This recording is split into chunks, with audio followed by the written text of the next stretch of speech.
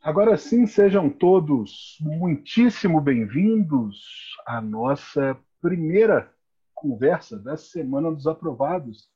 Eu sou o professor Tiago Miranda, professor de língua espanhola, e me coube a honraria de abrir a semana de conversas, que já é uma tradição aqui no IDEG, que nós fazemos, que nós reunimos os aprovados que estiveram aqui conosco ao longo da sua preparação, para a gente conversar um pouco. Né? É um concurso que gera muitas dúvidas. Durante a nossa preparação e principalmente no início da nossa preparação. As dúvidas vão mudando ao longo do tempo, seguramente, e que melhor conversa, né? Quem melhor para falar sobre esse processo de um dos aprovados no CACD desse ano. A boca quase não segura o sorriso de ouvir, né, João? Um dos aprovados acabou, não mais CACDista, agora quer ser secretário, um, um colega de estudos, um cara que eu tive a felicidade de ter como aluno de espanhol e que seguiu as minhas recomendações, deu tudo certo em espanhol, graças a Deus. João, para começar agora, é a primeira vez que a gente se vê assim, desde a aprovação. Meus parabéns como professor, como CACDista, como seu colega. Ah, o centro do palco é seu. Seja bem-vindo. Muito obrigado, Thiago. É uma honra muito grande estar aqui. Foi uma honra muito grande ter sido aluno de IDEG. Queria cumprimentar todo mundo que está assistindo aqui ao vivo e também aqueles que vão assistir depois da gravação. E eu vou tentar, na medida do possível, ajudar quem ainda está nessa fase por muito tempo. Acho que ninguém chega até a aprovação fácil, a gente erra bastante, e acho inclusive é importante saber que vai errar e ter paciência consigo mesmo e tentar, a partir da identificação dos erros, ir melhorando as estratégias de estudo e tudo mais.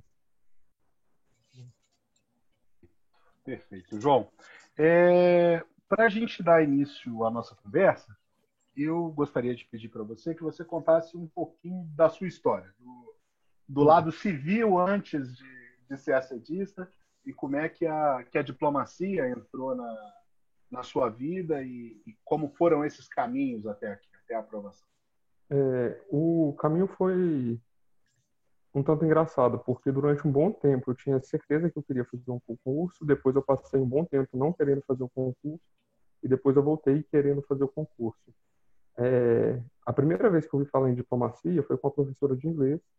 É, ainda acho que devia estar por volta da sétima série do ensino fundamental. Aí ela falou que tinha o sonho de ser diplomata e para isso ela queria fazer o curso de Relações Internacionais na UNB. Como ainda não tinha nenhum projeto de vida, eu meio que dei um Ctrl+C, Ctrl+V e transformei isso no meu projeto de vida. Aí acabou que deu certo, assim.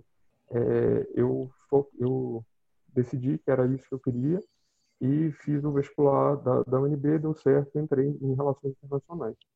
Aí logo no primeiro semestre eu concluí que eu não ia fazer um curso voltado para isso, que eu ia me permitir assim ver o que o curso tinha a oferecer para além da diplomacia. E basicamente no final do primeiro semestre o concurso do Rio Branco deixou absolutamente de ser uma prioridade para mim. Aí eu tive alguns objetivos profissionais durante o curso, e o principal que durou mais tempo foi seguir carreira acadêmica.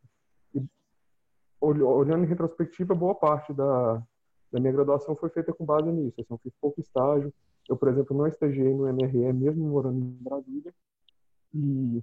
Mas quando eu cheguei no último ano de graduação, eu concluí que eu não queria mais seguir carreira acadêmica. Aí eu pensei que a melhor coisa a fazer seria tentar concurso. Aí eu comecei a tentar vários concursos, assim, principalmente na área administrativa, de técnica administrativa, analista administrativa. Aí nisso eu consegui passar. Aí primeiro eu tomei posse em um de nível médio, ainda no finalzinho do último ano de faculdade, e logo em seguida eu formei e já comecei a trabalhar no emprego que eu trabalhei durante mais tempo. Aí no primeiro semestre no trabalho, aí eu concluí que se fosse para tentar concurso, já que era aquilo que eu tinha decidido fazer, e o concurso mais interessante seria o do Rio Branco. Nisso eu voltei com a ideia do Rio Branco. Ela ficou meio que adormecida durante uns 5 anos, e aí eu voltei com a ideia. Aí nisso eu comecei a estudar, e logo já fiz um TPS, não passei. Aí no ano seguinte eu passei, e tive algumas notas muito boas, algumas notas muito ruins. Aí eu fiz o concurso mais uma vez. Aí foi um baque muito grande, porque eu basicamente não tive nenhuma nota muito boa, assim, meu desempenho ele piorou, mas piorou muito, muito, muito mesmo. Aí eu passei um ano sem fazer, e aí agora eu voltei esse ano, e aí eu acho que mudei muita coisa na forma de preparar, e deu certo, né? Agora saiu o resultado final já das notas, e aí consegui cravar a última vaga. Olha aí. João, chegou aqui a primeira pergunta, que é qual a sua idade? Estou com 27 anos agora. O João é um jovem rapaz de 27 anos. Hum. Vai chegar ministro de primeira classe antes dos 60. Tem bastante tempo de carreira aí. João, você comentou uma coisa que eu achei interessante. Que você teve um primeiro resultado que foi muito positivo para você, e que no ano seguinte aconteceu que que acaba ocorrendo bastante, né, do que a gente achar que o TPS já é uma etapa passada e que os outros resultados vão vir agora. Eu queria saber o que você acha que foi responsável por esse movimento e principalmente o que você achou, o que você mudou nesse seu retorno para cá, para a volta aos estudos. Só um minuto, tem uma pergunta aqui também. Eu primeiro respondo você. É, só recapitulando, a primeira pergunta é como foi a. Pode repetir? Posso sim. Uhum. Eu perguntei para você que como se ocorreu com você um movimento que é bastante comum, que são as Uhum. pessoas terem um bom rendimento e no ano seguinte terem um rendimento bastante abaixo daquele, frustrando Uhum. muito a expectativa. Eu queria Uhum. saber como você, ao que você, é, como você justificaria isso, como isso ocorreu para você ver na Ah, sua preparação e como você conseguiu superar isso na sua volta aos estudos, digamos assim, com bons resultados. é. Acho que uma coisa importante foi um pouco encapsular isso, porque eu tinha que atribuir isso a algo e não achar que isso seria determinante para tudo. Então, eu preferi considerar que indicava que eu tinha adotado escolhas erradas e não que eu era incapaz de continuar no concurso. E o que eu atribuo a isso foi que no primeiro ano eu estudei bem algumas matérias e mal algumas matérias, e quando eu tinha que ir para a segunda vez que eu passei de fase, é, aí para o ano seguinte eu não consegui manter aquilo que eu tinha estudado bem, porque, querendo ou não, faltando revisão a gente esquece. Então naquelas matérias que eu tinha ido muito bem, eu não consegui repetir o resultado, eu não consegui melhorar o resultado nas matérias que eu tinha ido mal. E eu ainda me desorganizei muito na véspera do concurso.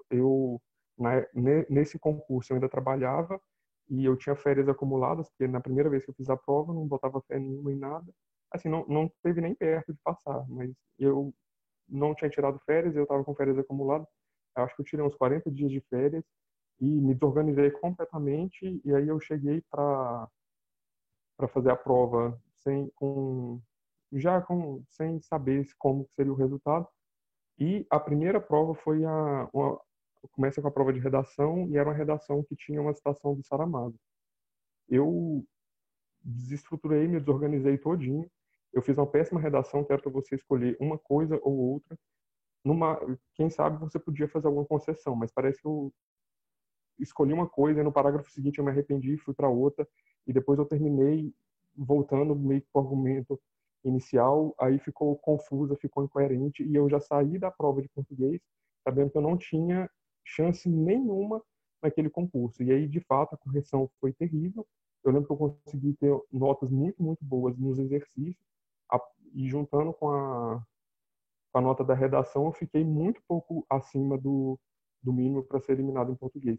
E o resto aí já foi com aquele negócio, já estava fazendo prova com a garantia da derrota, e aí a minha colocação desceu muito de um ano para o outro.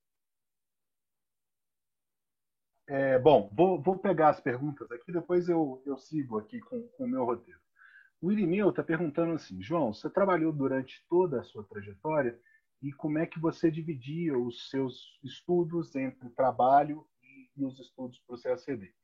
Já, de certa forma, emenda também na pergunta do Pedro Mendes, que gostaria de saber como é que organizou os dias, uma vez que ele estuda, ele faz mestrado também ao mesmo tempo, e como é que você conseguiu maximizar este tempo. Tem ainda mais. Bom, é, a pergunta do Guilherme, de certa forma, como é que foi essa mudança que te trouxe a aprovação? Você respondeu mais ou menos.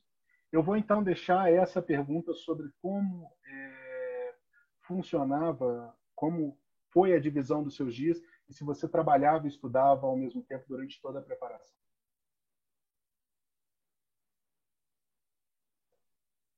João, você nos Então, escuta? sim, escuto. Durante digamos, a primeira fase da minha preparação, eu trabalhava e estudava.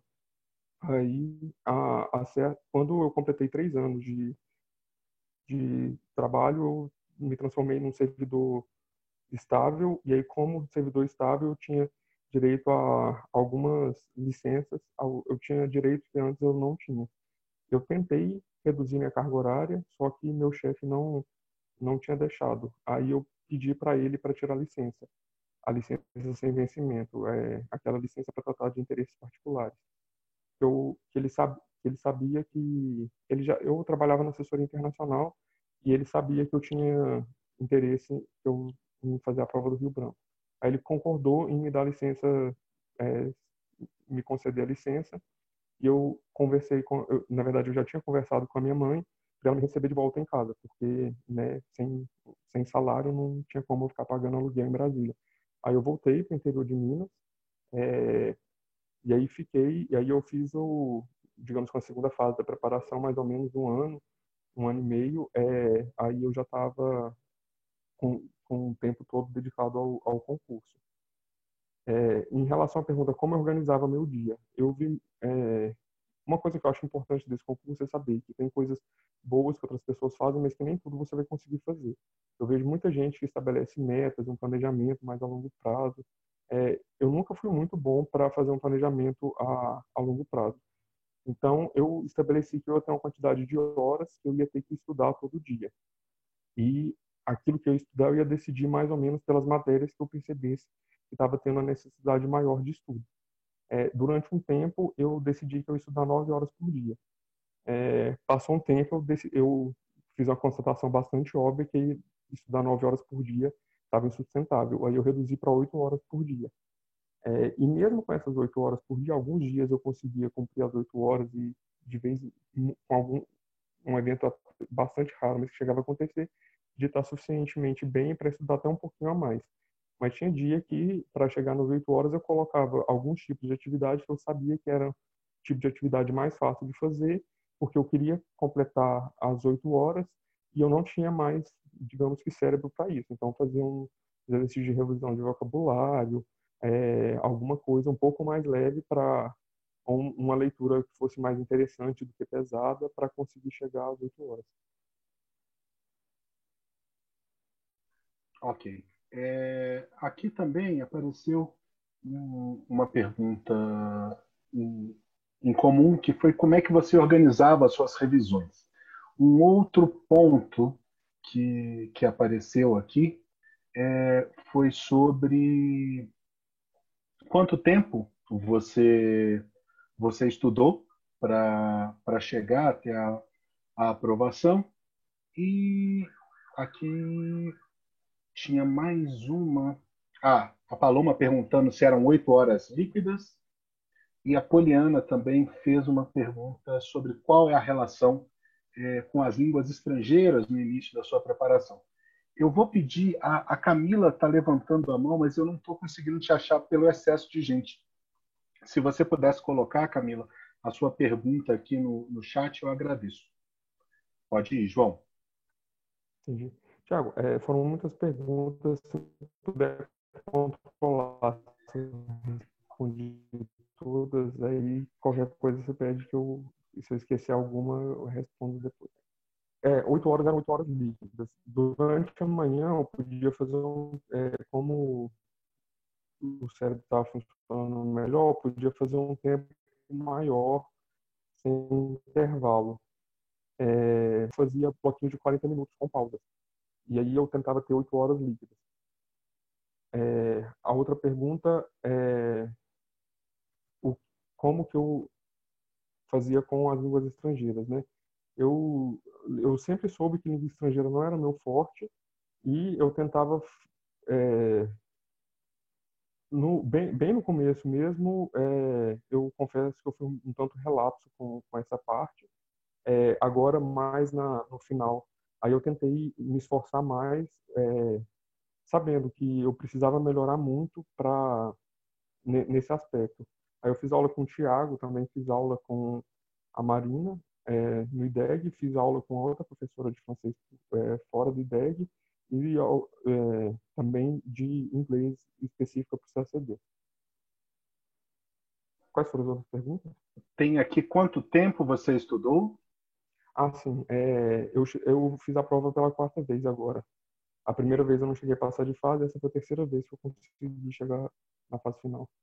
Ok. Teve uma pergunta do Rômulo aqui, que ele fez a seguinte pergunta: como é que foi a preparação ano a ano? Se no primeiro ano tinha uma margem zero de estudos, ou seja, se era só cursos extensivos e afins, se no segundo ano teve uma mudança de foco, etc. Assim, o primeiro TPS eu tinha pouquíssimo tempo de estudo, e foi um estudo mais autodidata. Eu comecei a ler alguns livros, aí depois do primeiro TPS, embora eu não tenha passado, eu não lembro quanto foi, mas não tinha sido uma nota muito ruim. Aí eu comecei a fazer um curso presencial em Brasília, na época que ainda tinha curso presenciais. Eu escolhi duas matérias que eu queria fazer. Como eu trabalhava, eu queria fazer duas matérias, depois duas matérias, e gradativamente aumentando até completar meio que as matérias do curso, que caem no concurso. Só que no que eu concluí as duas matérias, esse cursinho ele passou a não mais vender as aulas avulsas, a vender só o pacote completo. E eu sabia que o pacote completo não serviria para mim.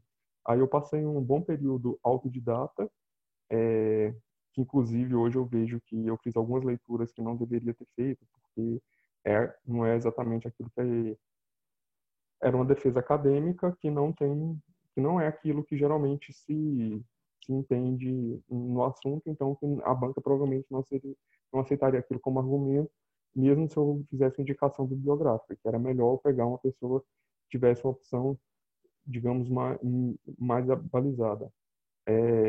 E por último, que eu acho que fez uma diferença muito grande, foi que nesse último ano eu peguei e fiz curso extensivo, eu assisti curso intensivo de quase todas as matérias.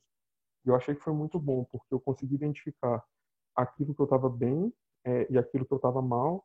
E não era assim, na matéria eu estou bem, assim, que dentro daquele tópico do edital, naquela matéria, falta leitura, falta conteúdo, no item seguinte já está bem. E aí eu acho que o curso extensivo foi muito bom para isso, ele funcionou como revisão, como forma de identificar isso. Eu também fiz curso de aula, depois eu passei a assistir só das questões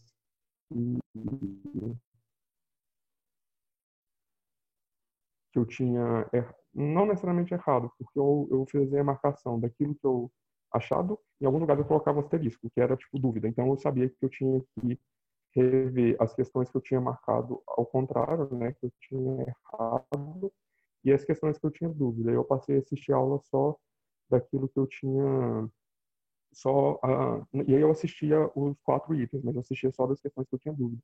Eu acho que para quem vai desse ano para frente vai ser mais fácil. Eu acho que o IDEG já vai indicar os horários de cada questão. Então, para quem quiser fazer assim, vai estar mais fácil. E aquilo que eu acho que foi o mais importante de tudo, eu passei um ano quase, eu acho que comecei no final do ano retrasado, o curso de discursiva do IDEG. Aí eu consegui fazer bastante coisa de discursiva. E eu acho que isso era muito importante para manter um certo ritmo de estudo.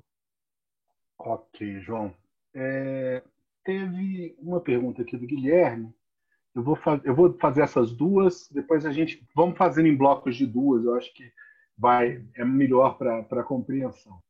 O Uhum. Guilherme pergunta qual foi a mudança que você considera que te levou à aprovação. Ele faz uma outra consideração aqui, que é o seguinte: passei o primeiro ano do CACD somente lendo e montando caderno, fiz poucos exercícios. Agora, nesse segundo ano, penso em fazer 6 horas de exercício, mais 2 horas de leitura de livro relacionado. O que acha dessa estratégia? Permita-me só fazer um comentário aqui, João. Uhum. Guilherme, essa questão sobre as estratégias depende muito eu queria achar uma palavra não inglesa, mas o background para fazer isso. Se você já tem um caderno, uma montagem teórica, uma base teórica muito forte, o próximo passo, naturalmente, é colocar essa teoria à prova, né? Fazer exercício ad infinito em fazer as leituras de profundidade. Acho que isso é um ponto que pode fazer você dar esse salto de qualidade. Uma outra pergunta que é da Jéssica, e essa tem menos a ver com os estudos em si, mas muito mais a ver com a motivação, que ela diz o seguinte: sempre que começo a estudar, eu me desestimulo achando que não sei nada. Como é que como você supera isso? Como é que você foi superar isso, se você sofreu com esse fato, para de fato aprender o conteúdo? Começando com a primeira pergunta, o que mudou na preparação do último ano e que eu Uhum, acho que foi responsável por me trazer a aprovação? uhum, Não foi um fator só, foram vários. Eu acho que ter deixado, não que eu tenha sido autodidata puro, mas eu geralmente eu lia, procurava ler muito e fazer algumas coisas para a fase discursiva já no período pós-TPS. Aí desse ano eu refiz o curso, eu fiz os cursos extensivos, acho que isso ajudou bastante. O curso de dissertativo eu acho que eu fiz quase durante um ano, acho que deve ter passado uns 10 meses fazendo, acho que quinzenalmente, né? uhum. E isso foi, essa parte de cursinho, eu acho que foi uma parte muito importante. A outra parte muito importante, eu sempre tinha uma dificuldade muito grande em revisar aquilo que eu tinha estudado. Então, muitas vezes eu fichava um livro e isso em história ficou caricato. Depois eu fui rever meus fichamentos para tentar consolidar em um caderno só. E eu tinha escrito a mesma coisa. Eu fichava, lia um texto, eu fichava informação. Em outro texto, eu fichava a mesma informação. Em um terceiro texto, eu fichava a mesma informação. Então, era um erro muito grande, porque se eu tivesse lido o que eu já tinha estudado de uma matéria antes de ler o próximo texto, eu já sabia que aquela informação eu já tinha. Eu não precisava fechar de novo. Então, acho que antes desse último ano, o único caderno que eu tinha bastante consolidado era o de economia. Eu tinha avançado para isso no caderno de história. Aí, nesse último ano, não. Eu consegui consolidar todos os cadernos e eu não vou dizer que eu consegui, mas eu melhorei muito em rever aquilo que eu já tinha estudado, aquilo que eu tinha colocado num lugar de consolidado, antes de ler alguma coisa sobre aquele assunto, para não ficar achando que eu estava chegando informação nova sobre aquilo. Eu acho que essas duas coisas acho que foram as mais importantes, ter feito mais aula e principalmente do curso de discursiva e ter feito ter consolidado as informações. E isso era importante porque muitas vezes eu cheguei à constatação que eu tinha anotado informações contraditórias. Aí, ao resolver qual das informações estava certa, acabava aprendendo alguma coisa e que eu já tinha tido experiência de questão discursiva, de ter dúvida com duas informações contraditórias, não resolver isso e isso cair na questão e eu ter optado pela opção errada, então, digamos que esse evento traumático me fez pensar também de ter essa certa coerência, que qualquer informação que tivesse contraditória, eu tinha que buscar resolver, porque pode ser isso que vai cair na prova. E tá. Sobre estudar 6 horas de resolução de exercício e 2 horas de leitura. Que nem eu falei, o meu planejamento ele nunca foi muito a médio e longo prazo. Ele toda a vida foi bastante imediato e tendo um aspecto que eu acho que foi em grande medida corretivo. Que eu olhava mais ou menos, identificava onde estava o ponto fraco, aí geralmente aumentava o tempo que eu dedicava àquela matéria, e depois de um tempo essa matéria passava a estar boa e outra matéria que já era que tinha virado o patinho feio. Assim. E passava a dar mais tempo para ela. Então, a minha sugestão seria: tenta fazer isso durante 15 dias e você avalia. Não, ainda está precisando fazer muito exercício, consolidar tudo que você já leu fazendo exercício. Mas provavelmente a partir de certo tempo já vai fazer mais sentido você abaixar a carga horária de exercício para fazer uma carga de leitura maior. E a partir de certa, eu acho que o começo da preparação a gente lê muito manual, né, que eu acho que forma a base de tudo e que é o mais importante, assim, sem sombra de dúvida, nas matérias que tem manual, né. Geografia e política internacional já é mais difícil nesse aspecto, mas economia, direito e história tem que calhamaços, assim, tem alguns calhamaços que tem que ler e tem que ler mesmo, é inevitável. Aí de algumas outras matérias é mais difícil porque não tem essa consolidação tão grande em um ou em poucos livros só. E aí, depois disso, tentar ir complementando com leitura de outro capítulo, de artigo, conforme a necessidade. Então, acho que a minha sugestão seria essa. A partir da evolução com essa divisão de 6 e 2 horas, você ir adaptando para conforme tiver sendo o resultado disso. A última pergunta eu já esqueci. Da Eu acho que era do Jéssica. TPS, né? Não, não era do TPS, não. Ela perguntava porque ela disse que ao longo da preparação, em alguns momentos, sempre que ela começa a estudar, ela acaba se desestimulando, achando que não está aprendendo, que não saiba o suficiente. O que você, se você já experimentou isso, aí seria uma pergunta minha, e como você faria, e como você fez para driblar esse sentimento? É, eu acho pouco provável que alguém tenha chegado ao ponto de passar nesse concurso sem nunca ter achado que A famosa síndrome uma de enganador, né? tinha assim, achando que eu nasci para isso, eu tenho todas as capacidades para passar nesse concurso. Acho que boa parte do tempo eu acho que eu estava pensando, por que que eu insisto nisso?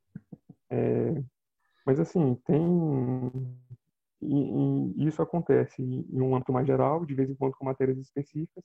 Em alguns momentos, eu pensava que o problema não era nem a capacidade, era a falta de método.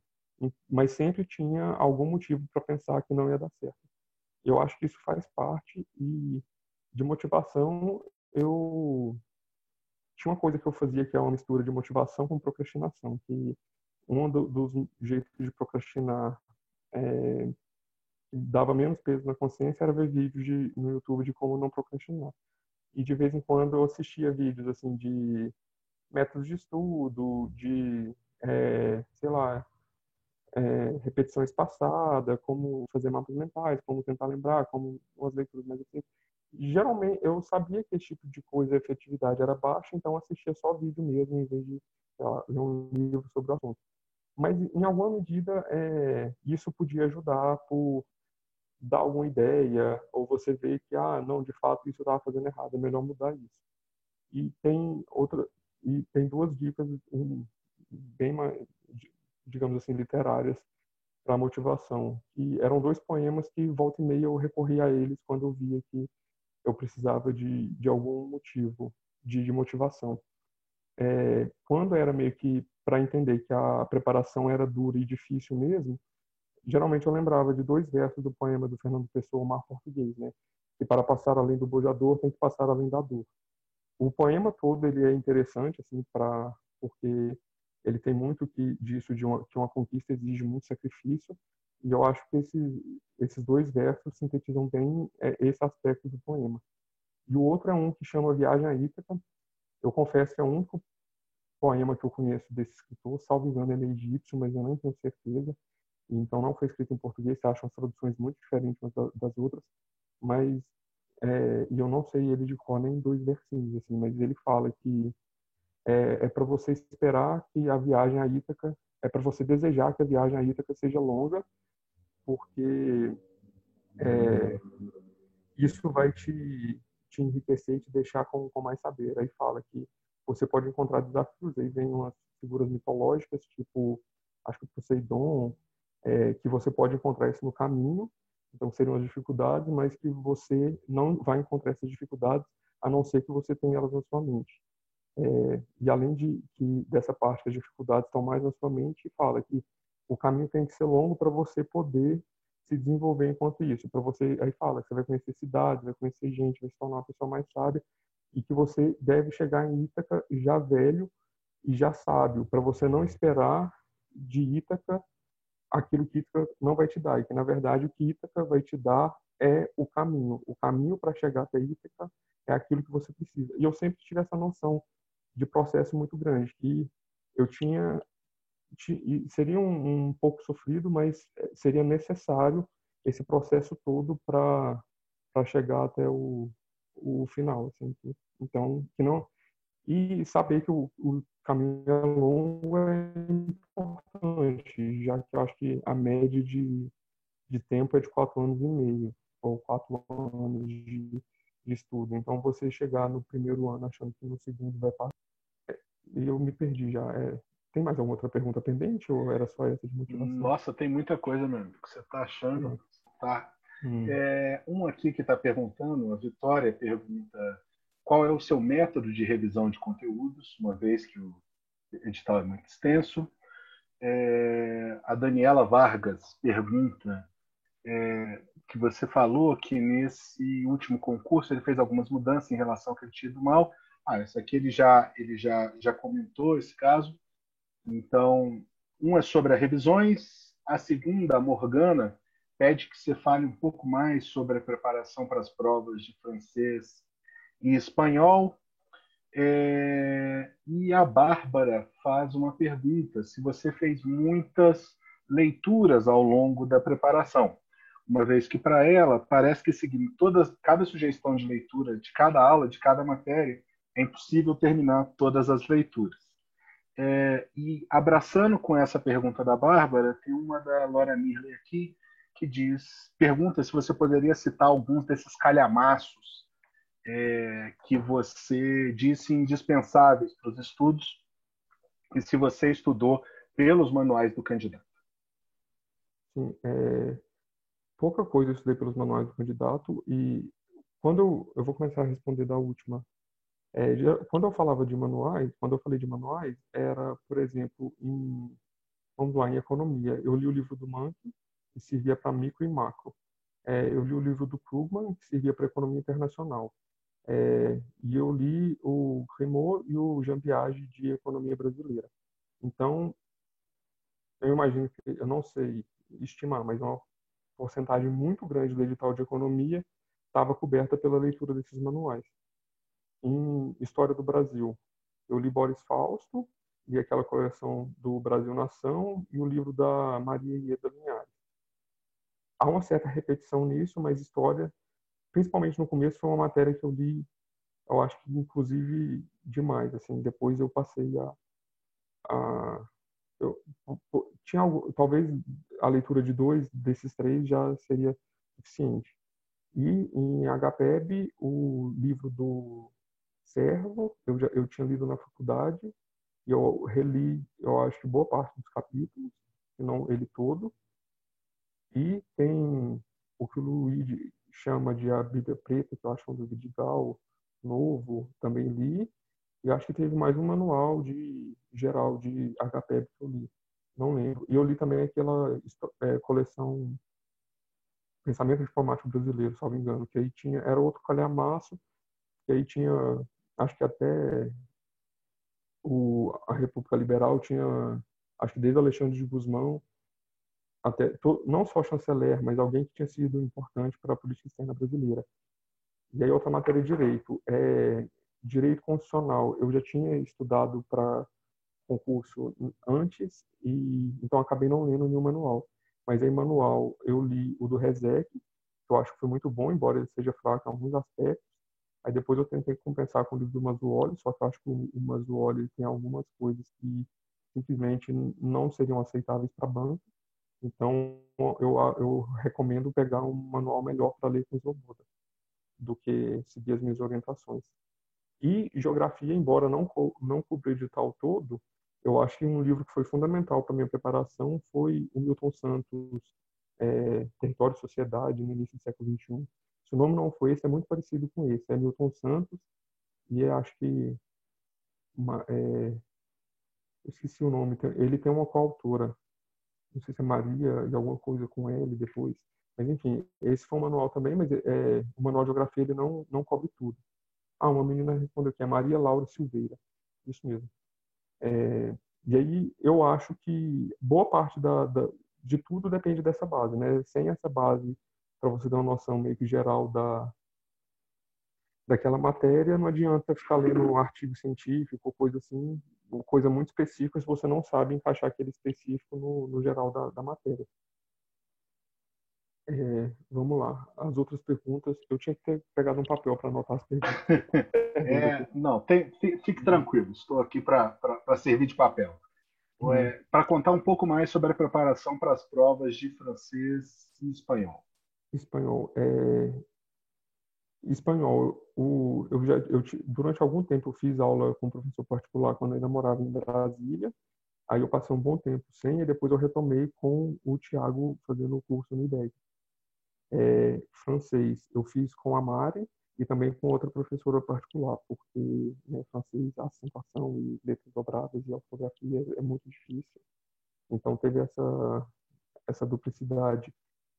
E eu tentava ler bastante notícia em sites com essas línguas e eu fiz algum esforço de tentar melhorar o vocabulário a partir das leituras que eu fazia. Então, de fazer flashcard, esse tipo de coisa.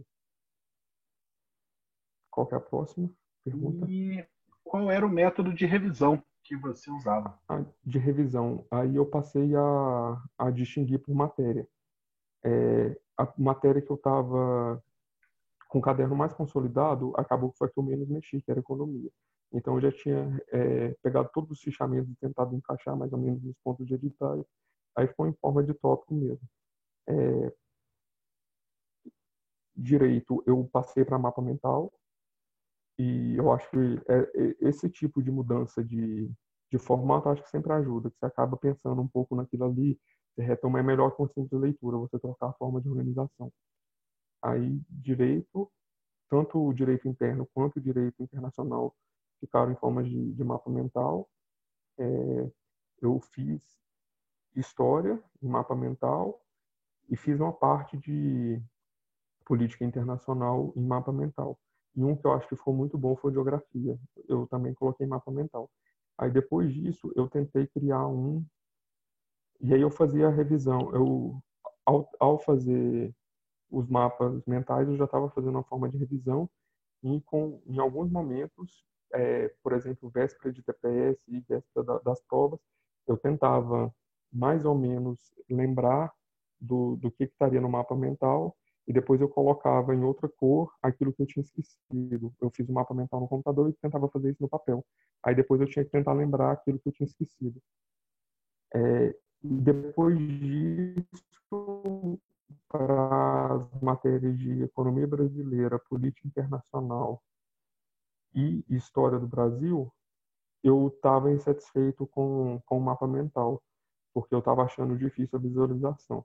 Aí eu cheguei não cheguei a aperfeiçoar ele, mas eu acho que é uma ideia bastante interessante. Eu passei a fazer uma tabela, porque eu acho que precisava para a história do Brasil e política internacional ter duas entradas. Por exemplo, muitas das vezes você precisa saber muito bem um período de um presidente. Então, colocando em forma a minha tabela era assim, nas colunas era tipo uma linha do tempo. Começava lá antes do descobrimento, né? Começava com tratado com era a bula papal, aí tinha o Tratado de Tordesilhas, e aí ia. Primeiro uns períodos históricos assim gigantescos, quase um século, aí no Império já passou a ser por gabinete, e aí chegou na República já por presidente. Aí para cada presidente, aí a coluna era meio que temática. Aí tinha, eu comecei com política interna e depois eu subdividi. Eu coloquei Constituição, para quando tivesse alguma atualização constitucional, colocar algo sobre a Constituição e alguma outra mudança mais institucional. Aí a parte política interna geralmente vinha, sei lá, composição de ministério, esse tipo de coisa, e uma coluna para eleições. E aí colocava a mudança partidária e tinha uma para revoltas, né? Revolta da vacina, contestado, aí tudo tinha uma colunazinha. Aí vinha de economia brasileira, que acabei que eu não desenvolvi muito, e aí tinha toda a parte meio que de política internacional misturada com história. E aí eu tinha uma coluna que chamava só política externa, para se tivesse algum conceito, algum discurso muito significativo de política externa, e depois as relações bilaterais. Aí vinha a Argentina, de vez em quando a Argentina, Paraguai e Uruguai estavam juntos, porque costumava ter muita repercussão na política de um, era muito vinculado ao, geralmente tinha uma vinculação muito grande, né, na política latina.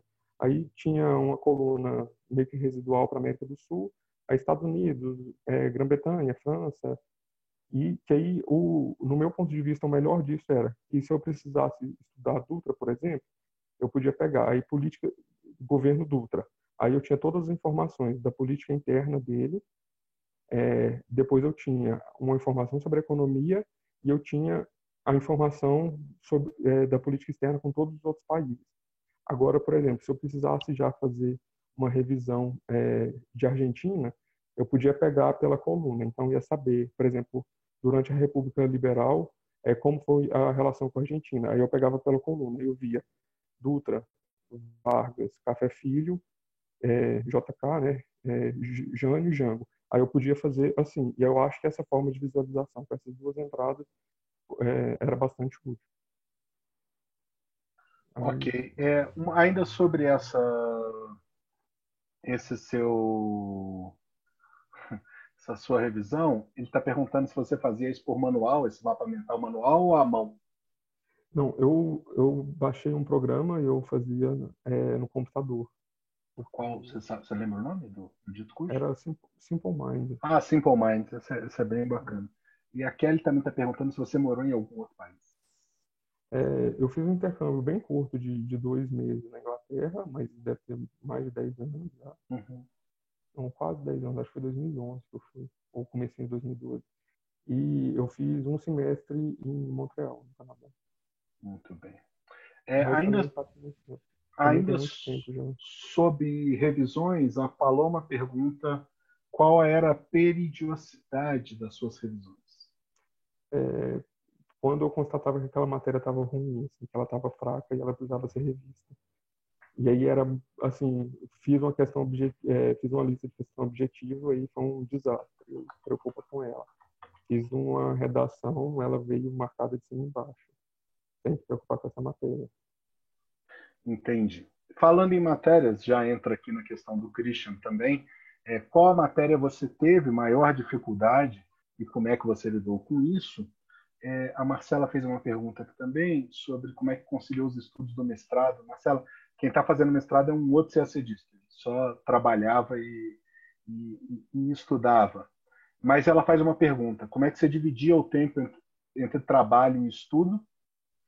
E a última do bloco é que se você estudava todas as línguas estrangeiras ao longo da semana ou você organizava por ciclos? Vamos lá. Eu tentava ler. Eu, eu tinha dificuldade com leitura de notícias, que na verdade eu gostava de ler muito. E tem gente que tem dificuldade de não se atualizar. Eu tinha que me podar para não passar muito tempo lendo notícia de jornal. Eu tentava dar uma olhada, abrir pelo menos um site em cada língua e dali tentar ler alguma coisa, o que é um exercício, digamos assim, de baixa intensidade, né? Mais voltado para o concurso propriamente dito, que essa parte servia bastante para aquisição vocabular.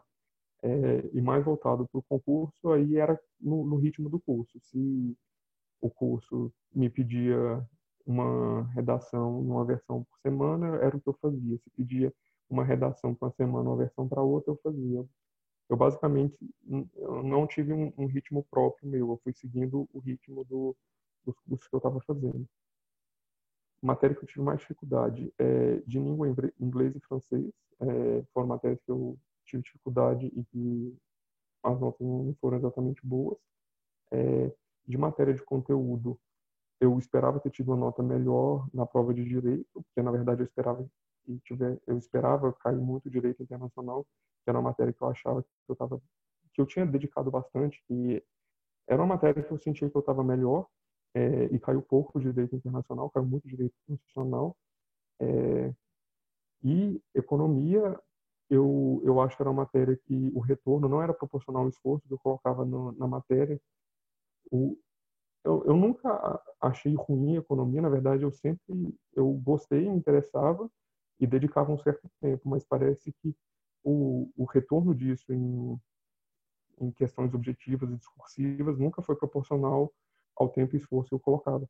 E dentro de economia, duas coisas específicas: balanço de pagamento e contabilidade nacional, eu nunca consegui guardar isso por mais de um mês.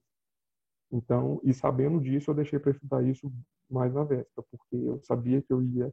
E aquela a parte também de diferença entre oferta monetária, base monetária, é, quando há expansão monetária, quando há retração monetária, moeda estrutural, é, a outra moeda não, escritural e que os bancos, esse tipo de coisa eu tinha uma dificuldade muito grande, eu esquecia bem rápido. Então, acho que dentro das matérias de conteúdo era economia e dentro das matérias de língua, inglês e francês.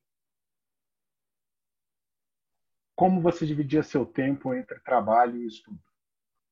É, assim, o trabalho costuma ser um tanto cansativo, então chegava, nessa época eu fazia mais exercício físico, eu estava na academia, então geralmente eu chegava do trabalho, fazia academia, aí chegava cansado, suado, tomava um banho, aí começava a estudar. Eu acho que essa quebra era importante, e principalmente o exercício aeróbico, né? Que eu não sei, eu acho que musculação não ajuda muito nisso. Aí, sei lá, correr na esteira ajudava.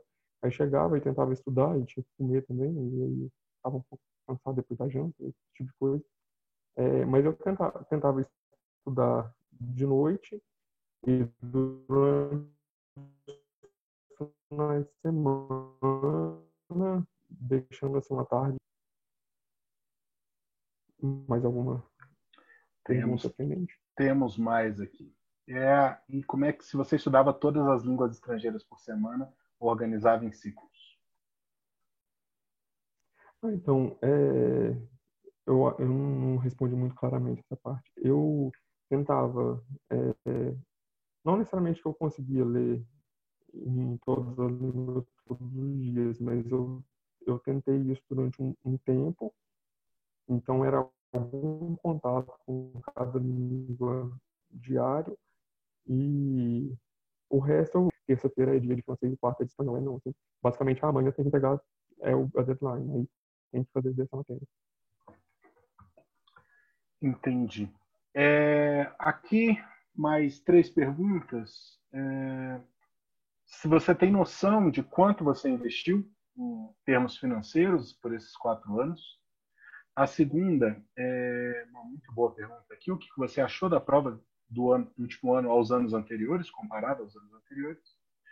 E um xará meu pergunta aqui se nesse planejamento de 8 horas diárias incluíam. Tiago, eu tô com um problema com o áudio. Tá me ouvindo? Eu não tô escutando. Alô, alô? Todo mundo me escuta, gente? Ou tá Olha, cortando? Alô? alô? Eu acho que é com o João que não tá chegando. João? João? Deixa eu me mandar uma mensagem para ele aqui.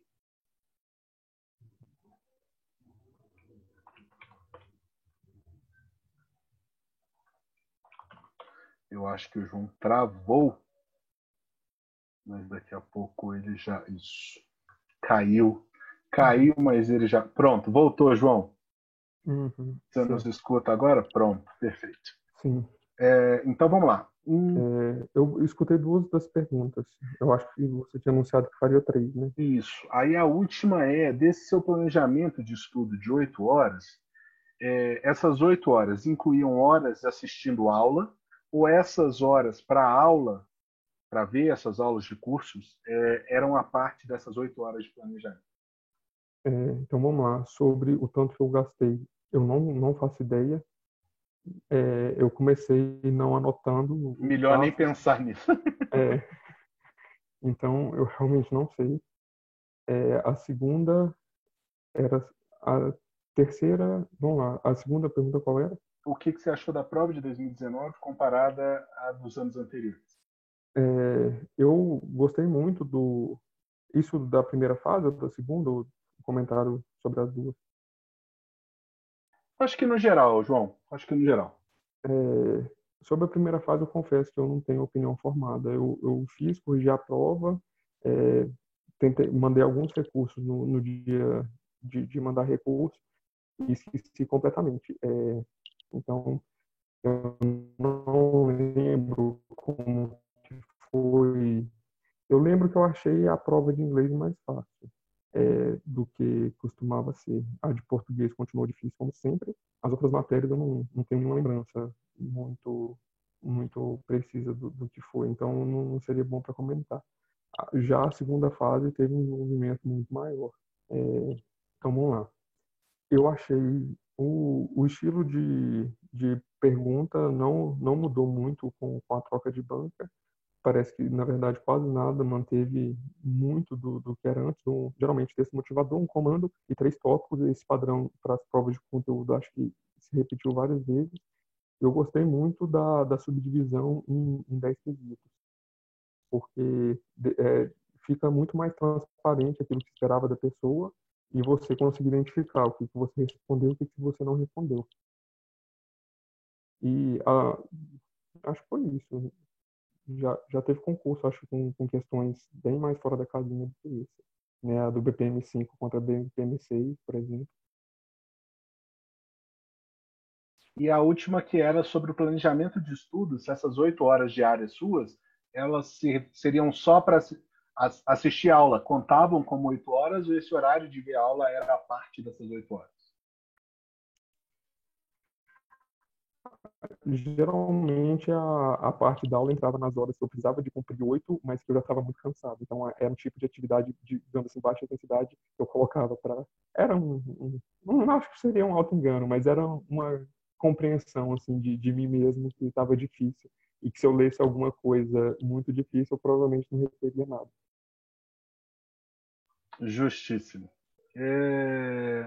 Apareceu algumas vezes essa pergunta aqui, que quantas matérias você estudava por vez? Eu não tenho um número exato.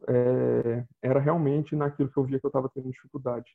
Tem muita gente que consegue estudar uma divisão muito clara. Eu prefiro estudar um número menor de matérias, mas uma quantidade maior. Eu preciso ver que eu estou progredindo naquilo. E se eu puder estudar uma matéria, sei lá, só 1 hora e meia no dia, eu tenho a sensação que eu estou naquele capítulo já tem uma semana inteira e que aquele capítulo não vai acabar nunca. E aquele livro, então, vai demorar, tipo, 2 meses para acabar. Então, me faz bem eu avançar em uma matéria. E como não dá para você avançar muito em muitas matérias simultaneamente, eu geralmente identificando aquilo que estava pior dentro de uma matéria, e aí depois, não, eu estava muito ruim em teoria da firma. Então, estudava a teoria da firma e provavelmente o próximo, aí eu estava estudando teoria da firma, algum ponto de direito internacional, acho que umas 3 matérias simultaneamente eu conseguia levar. E alguma coisa de história. Aí saiu acabou a teoria da firma, sei lá, entrar é, as, a parte climática, ambiental de geografia. Aí eu tentava manejar desse jeito, sem pegar uma matéria só estudando, mas estudando meio que um ponto daquela matéria, opa, melhorou, colocava outra matéria. Né? Pá, agora sim, entendi. Tem aqui mais algumas perguntas. Primeiro, se você treinava dissertativa desde o início da sua preparação? as segundas da Raíssa, que é se você tinha algum plano B de trabalho e se tinha medo de nunca passar. E a terceira desse bloco, da Marcela, que a partir de que momento da preparação você começou a tentar simular o TPS por completo? É, eu nunca simulei o TPS por completo. Geralmente eu resolvia o TPS por matéria. Então eu pegava alguma matéria e os últimos 3 TPS, os últimos 5 TPS, e eu era mais preocupado em ver a mesma matéria durante vários TPS do que pegar um TPS para fazer. Sobre as discursivas, no começo eu não estudava para discursiva especificamente, geralmente pegava alguns cursos bastante espalhados no pós-TPS, e nesse último ano agora, que aí eu fiz uma preparação mais longa de estudo discursiva. Mais alguma? Mais algumas. Falamos das discursivas, falamos também. Eita, que sumiu tudo aqui. Se você tinha medo, se você tinha algum plano B, se não rolasse Ah, a diplomacia. é, eu tinha uma vantagem muito grande porque eu tinha expectativa de nunca mais passar fome, porque eu já tinha um concurso. Então, e que eu nunca passaria fome porque um concurso eu já tinha. Eu não pedi exoneração, eu pedi licença do concurso em vencimento. Eu tinha 3 anos de licença e o objetivo era conseguir dentro desses 3 anos, que era possível uma renovação, mas a renovação não era garantida.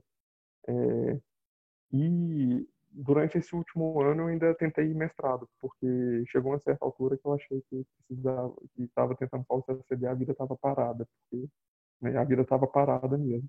Aí que se eu não conseguisse passar no CCB, que pelo menos eu voltaria no emprego que sempre eu gostava muito do meu emprego. Eu fui lotado na assessoria internacional, então eu tive o contato que eu não tive com o MRE quando eu estava na graduação fazendo um estágio, por exemplo, eu tive no último ano de serviço. No primeiro eu fui, os 2 primeiros anos, não foram exatamente 2 anos, acho que foi um pouco mais de 2 anos. Eu fui lotado na parte bem burocrática, aí depois eu consegui ser remanejado para assessoria internacional. Aí eu achava o serviço interessante, inclusive era motivação para eu podia muito bem estar ali como um diplomata cedido, trabalhando na assessoria daquele ministério. Aí foi bom. E aí o plano B era voltar pro serviço. Se nada desse certo, voltava para o emprego Eu antigo. acho que é, Tem parece mais. que teve uma pessoa que perguntou se eu estudava só para o TPS ou para a segunda Isso, fase. isso. Eu tentei fazer isso concomitante, porque se você não passar na primeira fase, você não tem jeito de fazer a segunda. E a nota que mais vale é a segunda. Então é um negócio que, assim, cada um sabe das suas dificuldades e das suas peculiaridades, mas eu acho que o ideal é tentar fazer um pouco das duas coisas. Nesse último ano, que eu acho que ajudou um tanto, foi fazer o curso extensivo de História Geral. Eu não li nada de História Mundial, né? Mas fazer o curso foi bom, porque eu peguei aquela tabelinha que eu estava fazendo e colocava por país. Além de colocar relações com o Brasil, eu colocava o que estava acontecendo lá. Uhum. Teve algumas coisas que deu certo, por exemplo, eu lembro do TPS, caiu muita coisa de China e muita coisa dos Estados Unidos. As questões de China eu consegui responder bem. Eu tinha achado que eu tinha estudado muito, não muito, mas que eu tinha estudado um tanto de história dos Estados Unidos, mas a parte dos Estados Unidos já não consegui tão bem. E eu fiz bastante exercício dos TPS anteriores, inclusive também fiz curso de exercícios objetivos para tá afiado pro TPS, porque não é porque você passou no TPS uma vez que você automaticamente vai passar de novo. E eu tentei também fazer o curso de discursivas durante um ano. E foi muito bom. Eu já tinha passado no TPS 2 vezes. Essa foi a terceira vez que eu passei no TPS. E eu melhorei o meu desempenho comparando comigo mesmo. Porque eu acho que na primeira e na segunda vez eu não tinha muita expectativa Não que eu não tinha muita expectativa, eu estava naquilo que chamam de zona cinzenta, eu acho. Ou pelo menos eu não sabia antes do. Porque você primeiro corrige com o gabarito provisório, e esse gabarito vai ser alterado. Você não sabe se as alterações vão ser favoráveis ou contrárias àquela nota que você tirou. E aí, antes de sair o resultado, você tem no máximo estimativas. Então, nunca foi muito certo que eu tinha passado de fase. No primeiro ano, não. No primeiro ano era muito óbvio que eu não tinha passado de fase, então não precisava preocupar muito com a segunda. Aí na segunda e no terceiro ano, eu já tive mais preocupado com. Já tinha uma expectativa de ter passado de fase, e principalmente na terceira tentativa, eu acho que eu tive eu não tenho certeza, mas eu acho que eu tive um desempenho pior. Na segunda fase eu tenho certeza, mas eu acho que na primeira fase eu também tive um desempenho pior na terceira tentativa. E nessa quarta tentativa, não. Eu já tive uma nota bem mais alta.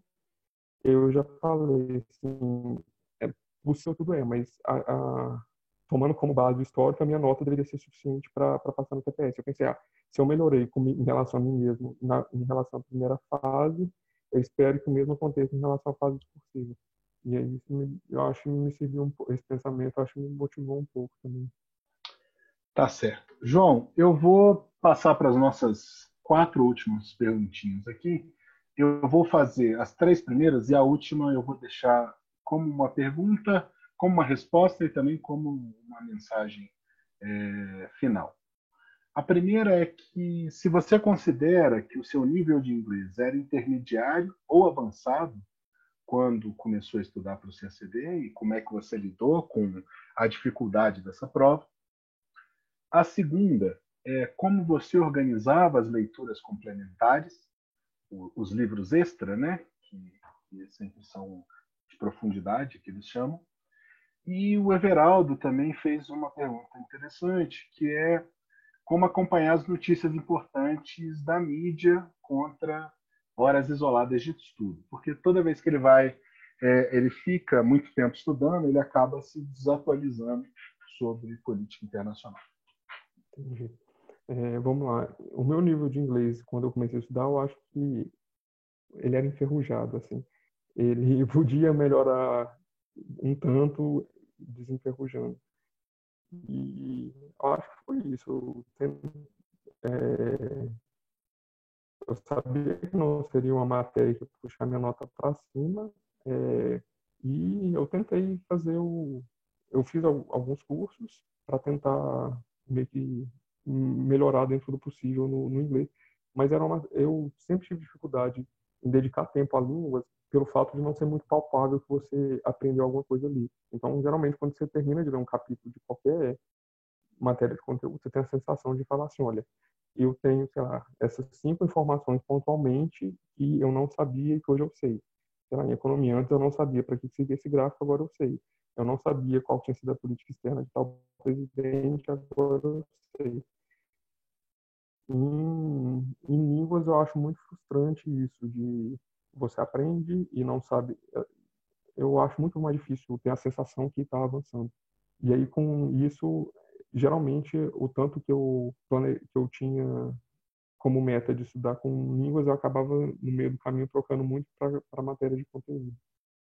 Por ter essa sensação que eu estava aprendendo. É mais palpável o aprendizado. As próximas perguntas eram quais mesmo? Opa, tá travado aqui. E Como é o que você problema de áudio. organizava as leituras complementares e como é que você fazia para acompanhar as notícias? Pois bem, leituras complementares. Geralmente, quando eu decidia que algum ponto estava problemático, eu via se estava faltando uma leitura básica, uma leitura mais avançada, e lia nesse instante. Aí tinha pasta de cada matéria com os PDFs que você baixava. Artigo tal. Aí colocava lá assim, tipo, não tenho tempo para ler agora, quem sabe um dia. Aí dava uma olhada no quem sabe um dia e falava, chegou a sua vez.